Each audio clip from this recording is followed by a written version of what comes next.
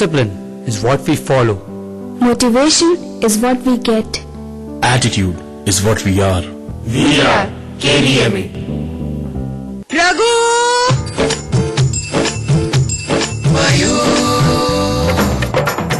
ये कैसे चमत्कार? मयूर से प्रसाद बना है।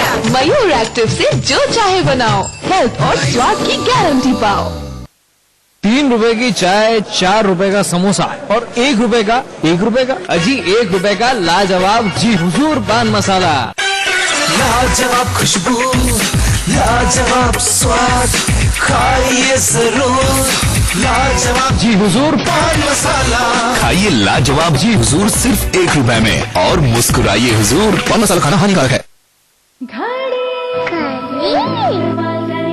करोड़ों परिवारों ने इस्तेमाल किया और विश्वास भी, पर हमारा संकल्प हमें औरों से ही नहीं खुद से भी रहना है आगे। हमने बनाया बेहतर को और भी ज्यादा बेहतर। पेश है महाशक्तिशाली घड़ी डिटर्जेंट पाउडर। नया पैक।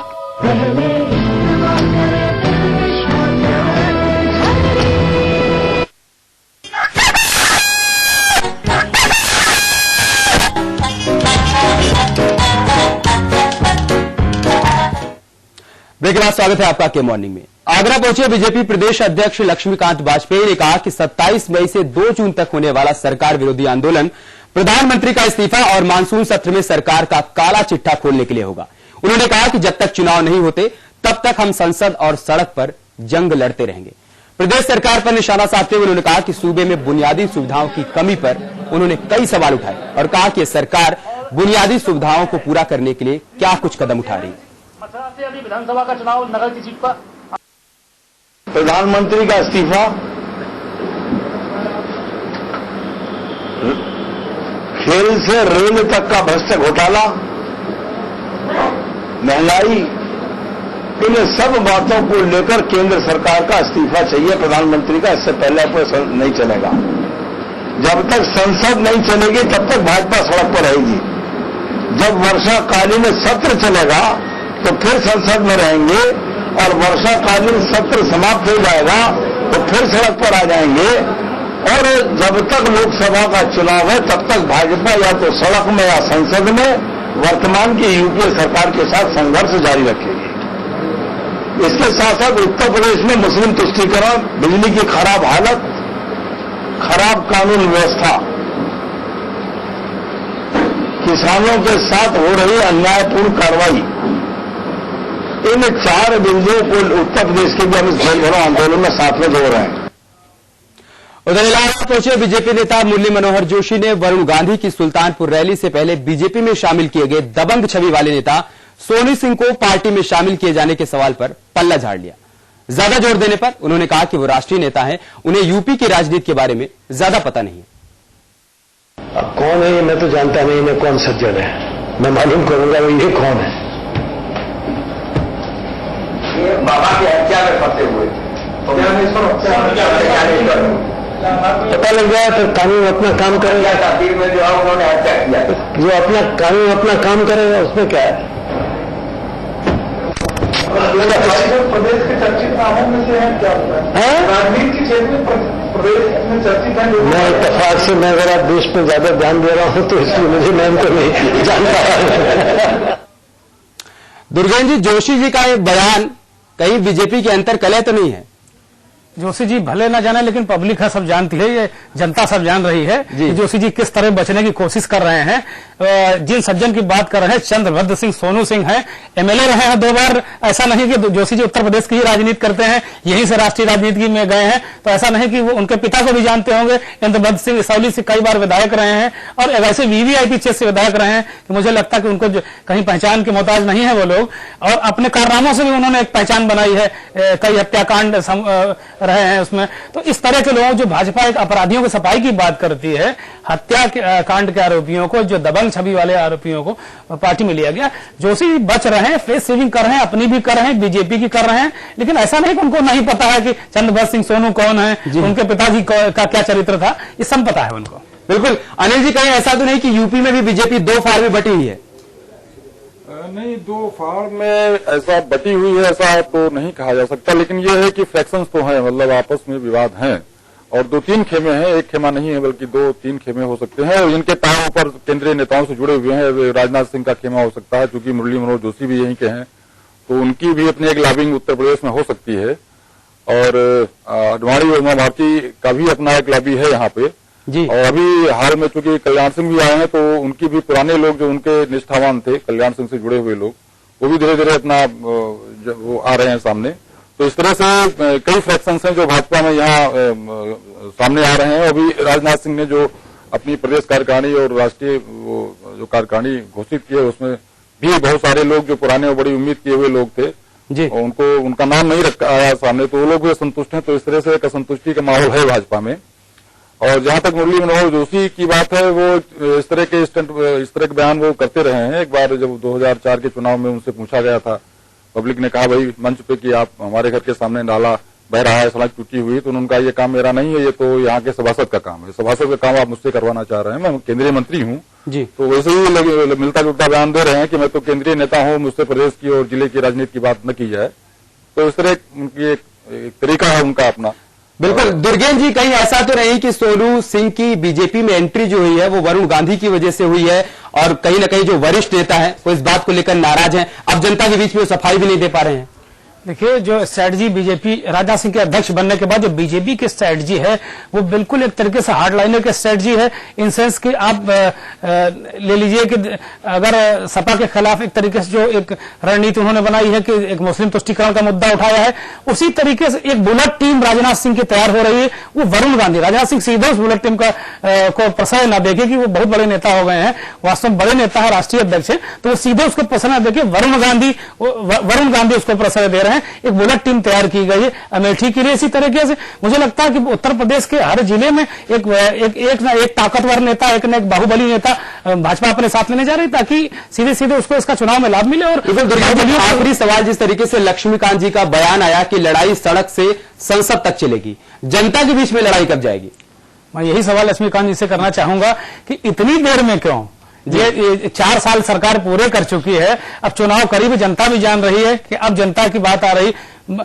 बात बिजली की करते हैं, बात पानी की करते हैं। मुस्लिम तुष्टीकरण नया शब्द आया है जो तेजी से उभारा जा रहा है बीजेपी के एजेंडे में। पहले अल्पसंख्यक की बात करते थे, बीच बीच में कभी कोई नेता कुछ नेता इस तरह की बात करते थे, लेकिन वाजपेयी जी या जो अन्य नेता है मुस्लिम तुष्टीकरण का मुद्दा तेजी से उठाने लगे हैं। जो जनता के मुद्दे छूट गए हैं, फिर उसी तरीके उनके अपने मुद्दे आ रहे हैं। तो मुझे लगता है कि सड़क में उनका कहीं बीजेपी का उस तरह का अग्रेसन अभी तक नहीं दिखा है। अगर उनको वास्तव में लोकसभा में कुछ कर दिखाना है, लोकसभा चुनाव में जनता की तरफ थोड़ा में थोड़ा अगर उनको कुछ अपनी तरफ आकर्षित करना है तो उन्हें एग्रेशन दिखाना होगा, उन्हें आक्रामकता दिखानी होगी, जनता से जुड़ना होगा, जनता के मुद्दों को उठाना होगा, न कि लड़ाई सड़क से संसद तक लड़नी होगी। बहरहाल यहाँ रुके एक छोटे से ब्रेक लिए, ब्रेक के उस तरफ हम बात करेंगे योग से किस तरीके से आप खुद को निरोग रख सकते हैं, साथ ही साथ आज का आपका दिन कैसा रहेगा, इसके अलावा अखबारी नजरिए पर भी चर्चा करेंगे।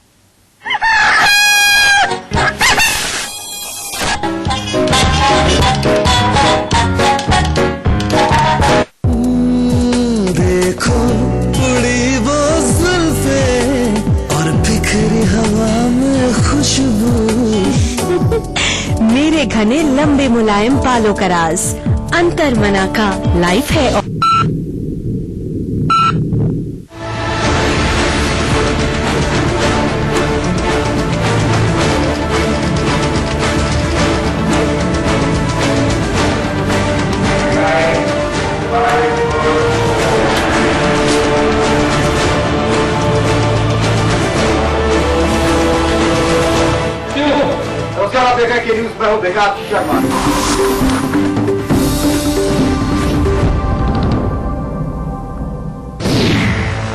नेताओं की बोल, किसी सरकार ने नहीं ध्यान दिया, ये सरकार ध्यान देने जा रही है। राजकाज का हाल, समाजवादी पार्टी के उसके नेता से उसने तो 6 महीने से भूख मांगी है। आम आदमी को सरकार से क्या है मुलाल? सब देखिए, सच देखिए, के न्यूज खबरों का साथी।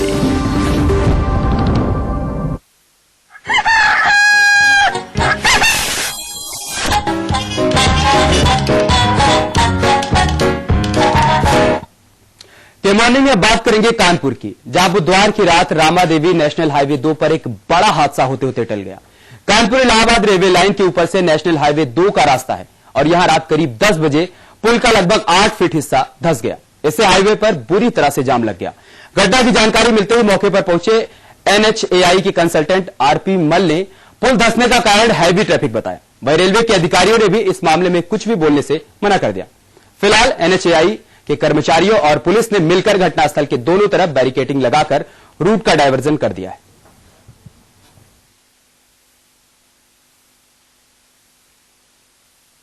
होते टल गया। आप देख सकते हैं तस्वीरों में किस तरीके से पुल का 8 फीट हिस्सा लगभग नीचे की तरफ धंस गया। आपको बता दें कि महज 2 साल हुआ है इस पुल को चालू हुए और अब तक 5 बार इसमें पुनर्निर्माण कार्य कराया जा चुका है और अब ये एक बड़ा हादसा होते होते टला है। दुर्गेश जी, एक बड़ा सवाल खड़ा होता है कि आखिर महज 2 साल हुआ है पुल को की शुरुआत हुई, इस पर ट्रैफिक का आवागमन होते हुए और 5 बार इसकी रिपेयरिंग हो चुकी है। जैसा अभी सभी ने सुना कि NHAI के अधिकारी कह रहे हैं कि हाईवे ट्रैफिक की वजह से पुल धंसा है। बेहद हास्यास्पद बयान है, हंसी आती है मुझे उनके इस बयान पर। ये पुल ही हाईवे ट्रैफिक के लिए बनाया गया है, वहां कोई साइकिल नहीं चलनी है उस पुल पर। तो बड़ा ही गंभीर, आप देख लीजिए कैसे भ्रष्टाचार ये है। ये भ्रष्टाचार का जो ये ढहा है, ये भ्रष्टाचार की दीवार ढही है, भ्रष्टाचार का पुल ढहा है। अभी बिल्कुल अमित सही आपने कहा कि ये पांच आप ये मानिए कि ये 5 साल से बन रहा था, 2 साल पहले चालू हुआ है, धंस गया है और 5 बार रिपेयर किया जा चुका। अक्सर ये इसमें कहीं ना कहीं प्रॉब्लम होती। हालात ये हुए हैं कि ट्रेनें रोकनी पड़ी हैं, दिल्ली हावड़ा रूट 1.5 घंटे डिस्टर्ब रहा है और दोनों तरफ ट्रैफिक रहा है। इसी तरह एक GT रोड पर पुल है, COD का पुल है और वो 8 साल से बन ही रहा है। अभी वो 35% काम उसका नहीं पूरा हो पाया है। 4 ठेकेदार भाग चुके हैं और अभी तक वो काम है। एक तरफ जो पुल बन रहे हैं ये अटल बिहारी वाजपेयी जी की कार्यकाल की योजना है और उसमें किस कदर से भ्रष्टाचार इसमें दिख रहा है, कैसा मटेरियल लगा है, पुल ढह गया है, सब कुछ जनता के सामने आ चुका है। अमित, जो बन रहा है वो बनकर पूरा नहीं हो पाया और जो बन गया है वो टूट रहा है। अनिल जी, सवाल यहां पर यह खड़ा होता है कि एक बड़ा हादसा होते होते तो खैर टल गया, लेकिन क्या कुछ कार्रवाई होगी इस मामले में? दरअसल हमारे देश में ये कहा जाता है कि भ्रष्टाचार ऊपर से नीचे की तरफ चलता है, तो ये उम्मीद तो बहुत कम की जानी चाहिए कि कोई गंभीर और जो जिम्मेदार लोग हैं उनके खिलाफ कोई ढंग की कार्रवाई होगी। और इस तरह के ऐसा नहीं है। पिछले 5 सालों में ही अगर देखा जाए तो हमारे देश में दिल्ली में हुआ था और तमाम जगहों पे बड़े फ्लाईओवर, बड़े पुल टूटे हैं जो बिल्कुल निर्माणाधीन थे या निर्माण किए जाने के 2 साल 3 साल के अंदर ही उठ रहे हैं और किसी भी मामलों में कोई बड़ी कार्रवाई नहीं की गई है जी। तो इसमें भी ज्यादा उम्मीद नहीं की जानी चाहिए और न होने वाली है, क्योंकि ऐसा है कि ये करप्शन का मामला, जैसा दुर्गेश जी भी बोल रहे थे, कि सीधे सीधे करप्शन का मामला है। और इसमें आप ये समझिए करप्शन ऊपर से नीचे तरफ चलता है। ऐसा नहीं कि नीचे का JE और AE जो है पैसा खा रहा है, ऊपर का जो बैठा है चीफ इंजीनियर, MD और डायरेक्टर जो है वो बड़ा ईमानदार है। क्योंकि अगर JE और AE गलत कर रहा है तो जाहिर है कि उसको MD और चेयरमैन की तरफ से भी और मिनिस्टर तक बात जाती है। तो अभी एक हमारे जानने वाले हैं कि बिजली विभाग के वो हैं, एक्शन है, तो उनका ऐसा नहीं है चतुर्वेदी जो हम लोग कमीशन लेते हैं, ये तो बिना कमीशन के हम लोग कोई काम नहीं करेंगे। और कमीशन जो लिया जाता है ऐसा नहीं है कि वो एक्शन और चीफ इंजीनियर तक रहता है, वो ऊपर मंत्री तक जाता है। तो ये एक बहुत बड़ा नेटवर्क है हमारे यहाँ करप्शन का जी। और ये देश भी जानता है, ऐसा नहीं है। और बहुत पहले, सबसे पहले हमारे यहाँ राजीव गांधी जब वो प्रधानमंत्री थे तो बतौर प्रधानमंत्री उन्होंने पब्लिक मन से ये बात कही थी कि देश अपने विकास के लिए जो संसाधन जुटाता है उसका 15% ही लक्ष्य तक पहुंचता है, यानी 85% बिचौलिए खा जाते हैं। लेकिन उस वक्त भी, और बाद में उनके बेटे जो है वो क्या नाम राहुल गांधी ने इस बात को कहा कि नहीं अब तो 90% हो गया है, 90% बिचौलिए खा रहे हैं, 10% ही टारगेट तक पहुंचता है। लेकिन आज तक कभी भी ये मांग नहीं की गई कि इस पर श्वेत पत्र जारी किया जाए। बिल्कुल दुर्गेश जी, हादसे होते जांच की बात की जाती है लेकिन कार्रवाई कुछ देखने को नहीं मिलती है। बहरहाल अब यहां पर वक्त है अखबारी नजरिए का।